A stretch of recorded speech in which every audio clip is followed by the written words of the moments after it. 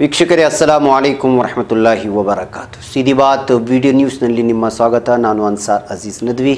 ಈಗ ಮುಖ್ಯಾಂಶಗಳು. Jet Airways ಸ್ಥಾಪಕ ನರೇಶ್ ಗೋಯಲ್ ಪತ್ನಿ ಅನಿತಾ ರಾಜೀನಾಮೆ. ಅಭಿನಂದನ್ಗೆ ಏನಾದರೂ ಆದರೆ ಸುಮ್ಮನೆ ಕೂರಲ್ಲ, ISIಗೆ ಎಚ್ಚರಿಕೆ ನೀಡಿದ ರಾ ಮುಖ್ಯಸ್ಥ. ಫ್ರೆಂಡ್ಸ್ ಫಿಲಾಸಫರ್ ಗೈಡ್ ಅಲ್ಟಿಮೇಟ್ ಗುರುವಿಗೆ ಟಿಕೆಟ್ ಇಲ್ಲ, ಶತ್ರುಘ್ನ ಯಾರನ್ನೂ ಬಿಡಲಿಲ್ಲ.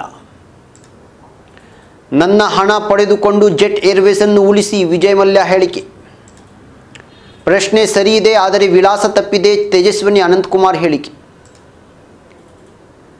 ಸಿನಿಮಾ ನಟರು ರಾಜಕೀಯದಲ್ಲಿ ಯಶಸ್ಸು ಕಾಣಲ್ಲ, ಸುಮಲತಾಗೆ ಸಚಿವ ನಾಡಗೌಡ ಟಾಂಗ್.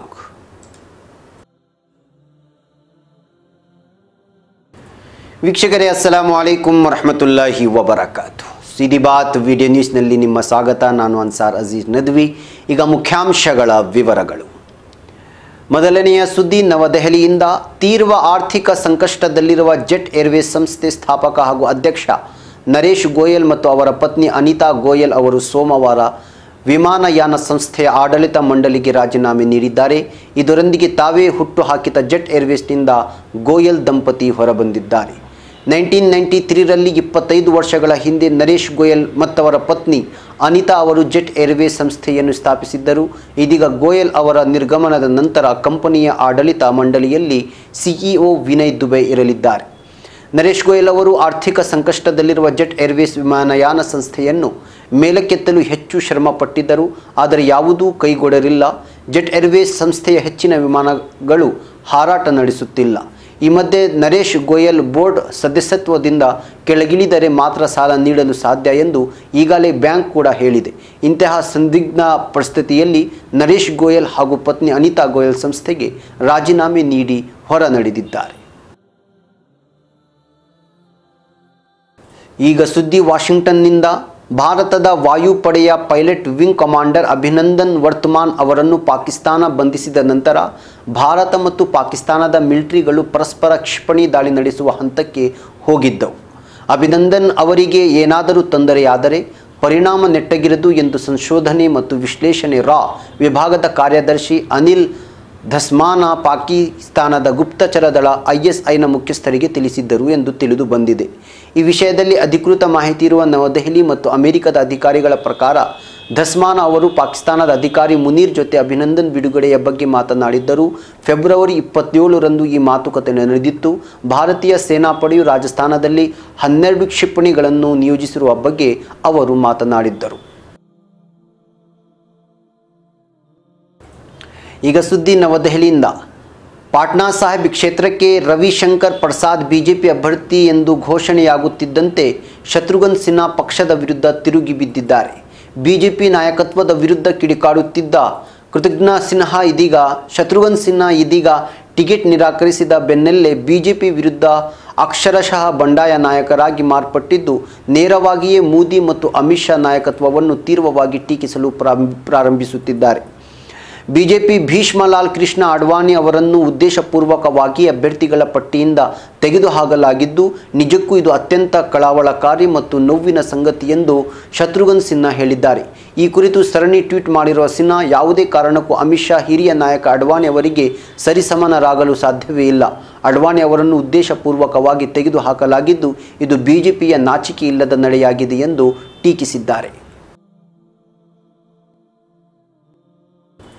ಈಗ ಹೊಸ ದಿಲ್ಲಿಯಿಂದ. ನರೇಶ್ ಗೋಯಲ್ ಜೆಟ್ ಏರ್ವೇಸ್ ತೊರೆದ ನಂತರ ಈ ಬಗ್ಗೆ ಪ್ರತಿಕ್ರಿಯಿಸಿರುವ ಉದ್ಯಮಿ ವಿಜಯ್ ಮಲ್ಯ ತನ್ನ ಹಣವನ್ನು ಪಡೆದುಕೊಂಡು ಜೆಟ್ ಏರ್ವೇಸನ್ನು ಉಳಿಸುವಂತೆ ಸಾರ್ವಜನಿಕ ರಂಗದ ಬ್ಯಾಂಕ್ಗಳಿಗೆ ವಿನಂತಿಸಿದ್ದಾರೆ.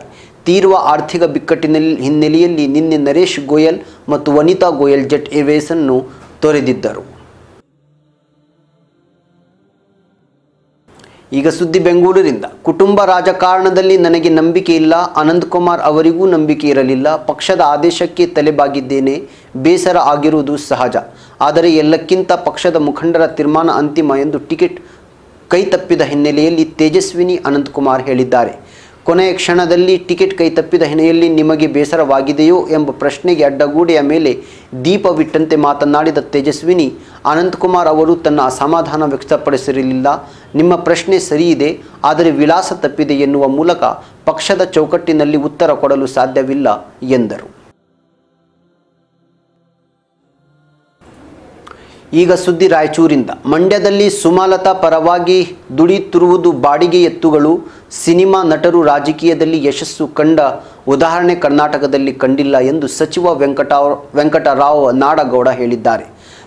ರಾಯಚೂರಿನಲ್ಲಿ ಸಚಿವ ವೆಂಕಟರಾವ್ ನಾಡಗೌಡ ಸುದ್ದಿಗಾರರೊಂದಿಗೆ ಮಾತನಾಡಿದರು. ಚಲನಚಿತ್ರದವರು ರಾಜಕಾರಣದಲ್ಲಿಯೂ ಯಶಸ್ಸು ಸಾಧಿಸಿದ್ದು ಆಂಧ್ರಪ್ರದೇಶದಲ್ಲಿ, ತಮಿಳುನಾಡಿನಲ್ಲಿ ಬೆರಳೆಣಿಕೆ ಮಂದಿ ಯಶಸ್ಸಿನ ಹಾದಿಯಲ್ಲಿ ಸಾಗಿಸಿದ್ದರು ಎಂದರು. ಎನ್.ಟಿ. ರಾಮರಾವ್ ಹಿಂದೊಮ್ಮೆ ರಾಯಚೂರು ಸಿಂಧನೂರಿಗೆ ಪ್ರಚಾರಕ್ಕೆ ಬಂದಿದ್ದರು. ಆಗ ಲಕ್ಷಾಂತರ ಜನ ಸೇರಿದ್ದರು. ಆದರೆ ಎನ್.ಟಿ.ಆರ್. ಅವರನ್ನು ನೋಡಿ ಯಾರೂ ವೋಟು ಹಾಕಲಿಲ್ಲ ಎಂದು ಸಚಿವರು ನೆನಪಿಸಿದರು. ಈಗ ಸುದ್ದಿ ವಿಜಯವಾಡದಿಂದ. ಬಾಲಾಕೋಟ್ ಏರ್ ಸ್ಟ್ರೈಕ್ ದಾಳಿ ಹಾಗೂ ರಾಮ ಮಂದಿರ ವಿಚಾರವಾಗಿ ನ್ಯಾಷನಲ್ ಕಾನ್ಫರೆನ್ಸ್ ಪಕ್ಷದ ನಾಯಕ ಫಾರೂಕ್ ಅಬ್ದುಲ್ಲಾ ಪ್ರಧಾನಿ ನರೇಂದ್ರ ಮೋದಿ ವಿರುದ್ಧ ವಾಗ್ದಾಳಿ ನಡೆಸಿದ್ದಾರೆ. ಆಂಧ್ರಪ್ರದೇಶಕ್ಕೆ ಭೇಟಿ ನೀಡಿ ಮಾತನಾಡಿದ ಅವರು, ರಾಮ ಮಂದಿರದ ಕುರಿತು ಈಗ ಯಾರೊಬ್ಬರೂ ಮಾತನಾಡುತ್ತಿಲ್ಲ. ಬಾಲಾಕೋಟ್ ದಾಳಿಯ ಮುನ್ನ ರಾಮ ಮಂದಿರ ಎನ್ನುವ ಕೂಗು ಕೇಳುತ್ತಿತ್ತು. ಈಗ ರಾಮ ಮಂದಿರದ ಕುರಿತು ಯಾಕೆ ಮಾತನಾಡುತ್ತಿಲ್ಲ ಎಂದು ಪ್ರಶ್ನಿಸಿದರು. ಪಾಕಿಸ್ತಾನದ ಬಾಲಾಕೋಟ್ ಉಗ್ರರ ನೆಲೆಯ ಮೇಲೆ ಭಾರತೀಯ ವಾಯುಪಡೆ ನಡೆಸಿ ಏರ್ ಸ್ಟ್ರೈಕ್ ದಾಳಿಯಲ್ಲಿ 300 ಜನ ಉಗ್ರರು ಹತ್ಯೆಯಾಗಿದ್ದಾರೆ ಎನ್ನಲಾಗುತ್ತಿದೆ. ಆದರೆ ನಿಜವಾಗಿ ಏನು ಆಗಿದೆ ಎಂದು ಯಾವುದೇ ಮಾಹಿತಿ ನೀಡಿಲ್ಲ. ಈ ಕುರಿತು ಯಾರಾದರೂ ಪ್ರಶ್ನಿಸಿದರೆ ಅವರು ದೇಶದ್ರೋಹಿಗಳಾಗುತ್ತಾರೆ, ಇಲ್ಲವೇ ಪಾಕ್ ಪ್ರಜೆ ಎಂದು ಬಿಂಬಿಸಲಾಗುತ್ತಿದೆ ಎಂದು ಆರೋಪಿಸಿದರು. ಪ್ರಧಾನಿ ನರೇಂದ್ರ ಮೋದಿ ಹನುಮಂತನಿಂದಂತೆ ಅವರು ಪಾಕಿಸ್ತಾನವನ್ನು ಬಗ್ಗು ಬಡಿಯುತ್ತಾರೆ ಎಂದು ಬಿಜೆಪಿಯವರು ಬಿಂಬಿಸಿದ್ದರು. ಆದರೆ ಪ್ರಧಾನಿ ಮೋದಿ ಪಾಕಿಸ್ತಾನವನ್ನು ಬಗ್ಗಿ ಬಡಿದರೆ ಉಗ್ರರ ಅಟ್ಟಹಾಸ ನಿಂತು ಹೋಯಿಯೇ ಎಂದು ಫಾರೂಕ್ ಅಬ್ದುಲ್ಲಾ ಪ್ರಶ್ನಿಸಿ ಕೇಂದ್ರದ ವಿರುದ್ಧ ವಾಗ್ದಾಳಿ ನಡೆಸಿದ್ದಾರೆ.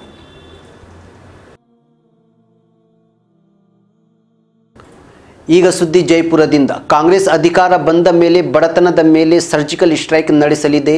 ಕಳೆದ 6 ತಿಂಗಳಿನಿಂದ ಬಡತನ ನಿರ್ಮೂಲನೆಯ ಕುರಿತಾಗಿ ಪಕ್ಷದಲ್ಲಿ ಚರ್ಚಿಸಲಾಗುತ್ತಿದೆ ಎಂದು ಎಐಸಿಸಿ ಅಧ್ಯಕ್ಷ ರಾಹುಲ್ ಗಾಂಧಿ ಹೇಳಿದ್ದಾರೆ.